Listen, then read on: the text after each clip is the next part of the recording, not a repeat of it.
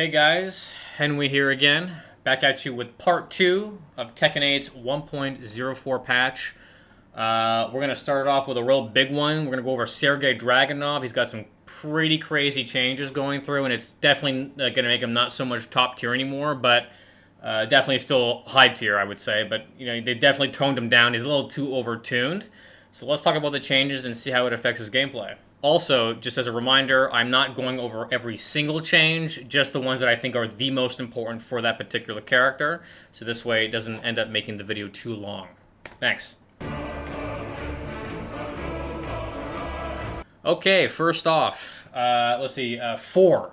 So 4, it's a really small change, but the first hit when inputting 4-4, the first hit's damage was changed from 15 to 10, so it's, again, a really small amount, but it's there. It's a small nerf. Next is forward 3, 1 plus 2. So, 4, 3, 1 plus 2, they made the block advantage change from -6 to -3. So it's now -3, so you could theoretically do a sidestep right after and maybe dodge a jab if you do it fast enough and they try to respond with something quick. So that's a nice little buff. So next is down forward 3 plus 4. So they did a small nerf. They just nerfed the damage. It's been nerfed from 23 to 19. So nothing too heavy. It is going to do a little bit less damage, but you're not really doing this for the damage. You're doing it either for the for the continual wall carry during combos or for the tracking. You're not really doing it for the damage. Okay, here's a big one. Down back 3 plus 4. Okay, this is probably, out of all of the changes they've made to him, there are 2 that are the most substantial, and this is one of them. So, down back 3 plus 4, the hatchet kick. So, let me go over what they did here. So, the forward movement has been reduced, resulting in shorter reach. So, if you do this move, you are no longer able to go as far forward. So, it moves him less forward. So, it makes it harder for you to land it more than once. Also, it implies that it's not very good in neutral unless you're like at point blank or at the wall. But if you're like here, you don't want to be throwing this out in neutral. You're completely wide open. Increase the distance between Dragunov and the opponent upon ground and downed hits. So whether they're on the floor or standing, it pushes them back a lot farther. So at most you'll get like 2. Oh, you'll get 3, but usually people are moving around in a match, so it's not something that you generally want to spam in a fight. Added 4 frames of recovery time, changing their frame advantage on hit from +7 to +3. Oh, okay, so this is now +3 on hit. It's no longer +7. That's a pretty big nerf. Alter Dragunov's behavior when blocking to ensure that any character can punish with an aerial combo starter. Oh, this is launchable now. This is launchable. That's what that means. So if I have him crouch block... Yeah, this is a stagger low. Holy shit, -31. So anybody in the game can launch this now. Anybody. That's crazy. So that's basically the same as a snake edge. Huh. Okay, wow, that's a huge nerf. Back 4-2-1. Okay, so the infamous back 4-2-1. This is also a really good move.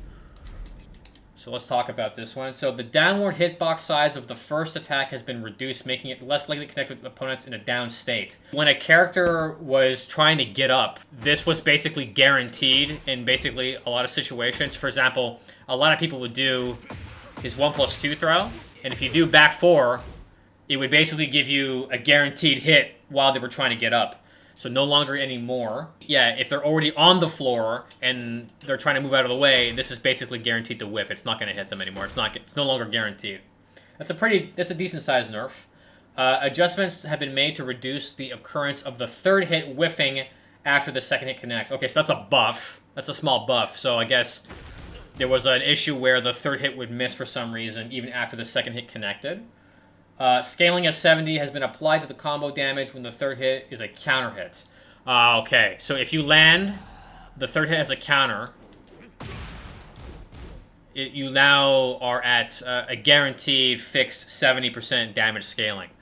So they essentially nerfed it because it's pretty strong. Like if you land a counter hit 1 off of that string, You know, stuff like back 4-2, or sorry, back 4-3 is guaranteed, and if you had heat already, it would give you like a huge combo. So to kind of tone it down a bit, they essentially made it so that you were automatically at 70% scaling as soon as you land that counter hit to avoid like, because Dragunov will get like a 70% damage combo in the right scenario with that type of damage. So it makes sense why they would do that. Here's a small behavior change. So they did so let's see, back 1-2. Okay, so back 1-2 and core circle forward 2. They're basically the same animation. The small behavior change that they made was that there was an issue where if an enemy was already in the air floating, there was a chance that this would go underneath them and do a cross under. So you would totally miss, and now they've corrected that mistake. Okay, now this is the second big nerf that I was talking about. Running 2. So running 2 got huge changes. So let's go over that really quick.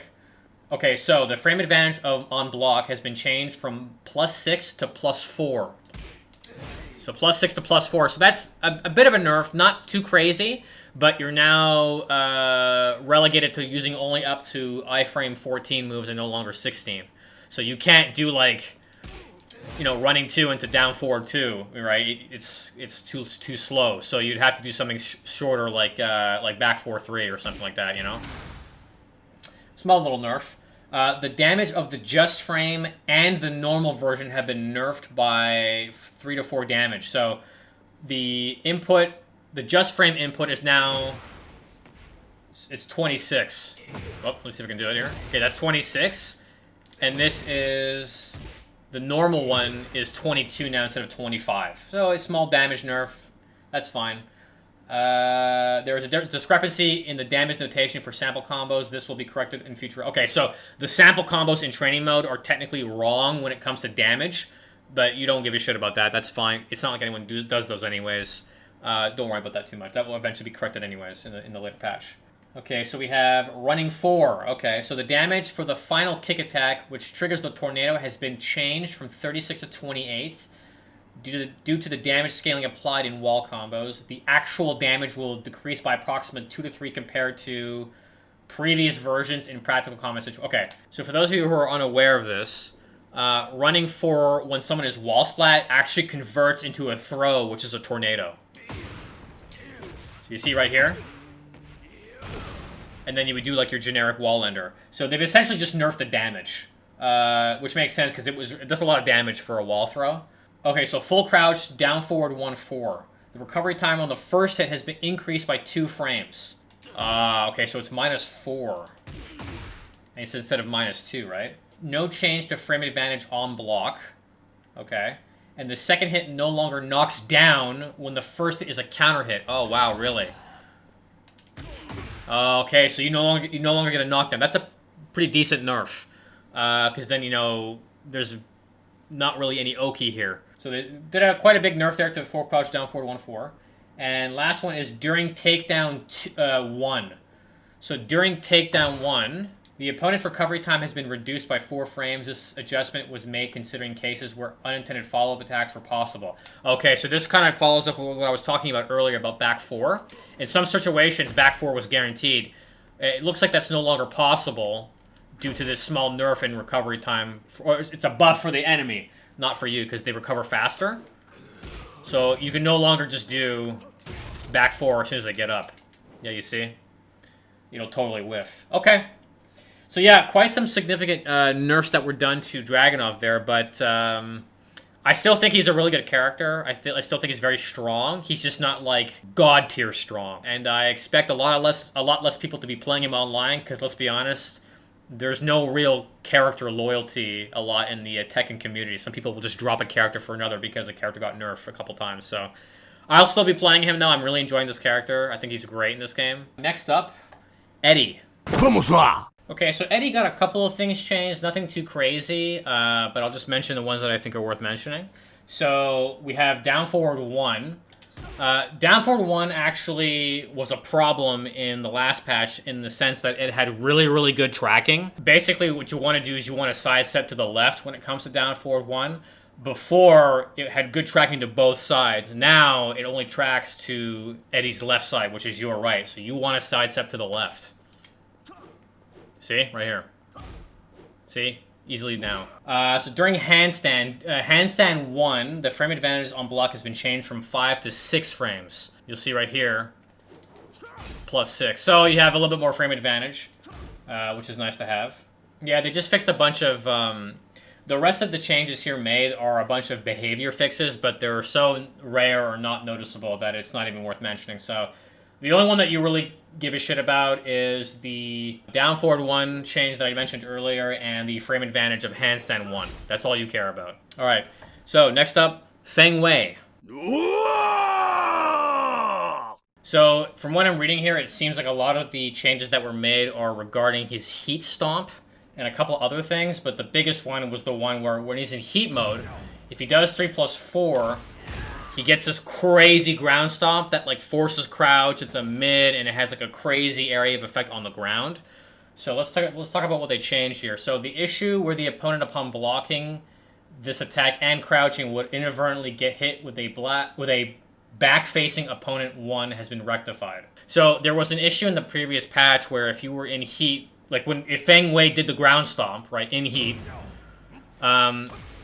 if you jabbed immediately after, it was actually guaranteed. Now it's no longer guaranteed. They actually made it like you can just block and you should be fine. Even if the kick, the ground stomp, does not make contact with the opponent, the shockwaves that shake the ground occur. However, the attack hitbox of the shockwaves... Okay, so they lowered the AoE of the ground stomp. That's what they did. So before you used to like do it from here... See, that would normally hit. That wouldn't have whiffed. Here it whiffs, though. So they nerfed the range of the shockwave, which is pretty good for people that are fun. Because I hate playing against this character, so this is good for me, okay? The recovery frames inflicted on the opponent upon getting hit by the shockwaves have been reduced by 3 frames. Oh, okay, so instead of it being +10 on hit on the shockwave portion, now it's only +7 now. Okay, so we have 1+2. So the input window for the punch parry has been changed from 2 to 9 frames to 5 to 9 frames. Oh, they nerfed the parry, the Tsubaki parry. Okay, so this has a built-in parry, but now they changed the active frames of the parry from 2 to 9 to 5 to 9. So it activates the parry 3 frames later than it did before. Forward 2 and down forward 3+4. The hitbox has been expanded downward, alleviating instances of whiffing against opponent low stand. Okay, so anything in regards to low profile moves on the enemy, if they're too low to the ground, normally this would have whiffed. But they actually expanded the hitbox downward. This used to whiff, and now it doesn't anymore apparently. Back 1+2. Okay, so Iron Mountain. Back 1+2. The collision detection of the opponent has been adjusted, mitigating cases where the opponent punished would not connect. Oh, I see. So they made it so that basically it's easier to punish now. There were some cases where you could not punish it, like depending on the distance, but now they made it so that's more punishable. Up forward 3. So up forward 3's damage was changed from 20 to 16. Small nerf on damage.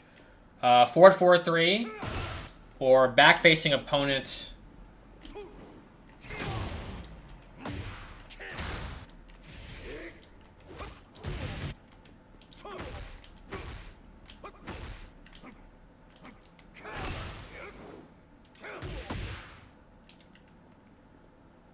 Okay, so forward 3 and back turn 3. Okay, it's the same animation. Okay, so the damage was changed from 35 to 33. I'm not sure why they did that, but okay, small nerf. While standing 1+2.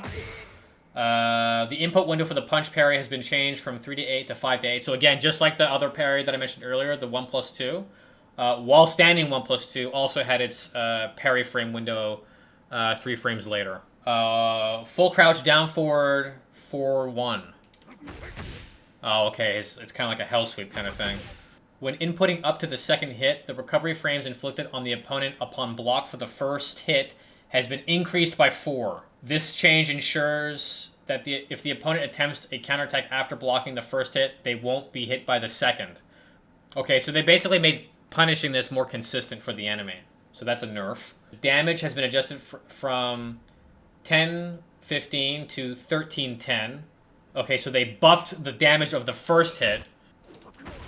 They buffed the damage of the first hit, but they nerfed the damage of the second hit. This damage aims to give tactical benefits to using the move in ways other than just inputting always inputting both attacks. Okay. So it's a bit of a nerf and a bit of a buff. It's kind of like a mix. Alright, that pretty much covers Feng Wei. I hope you guys learned something from that one. Next up, Jack 8.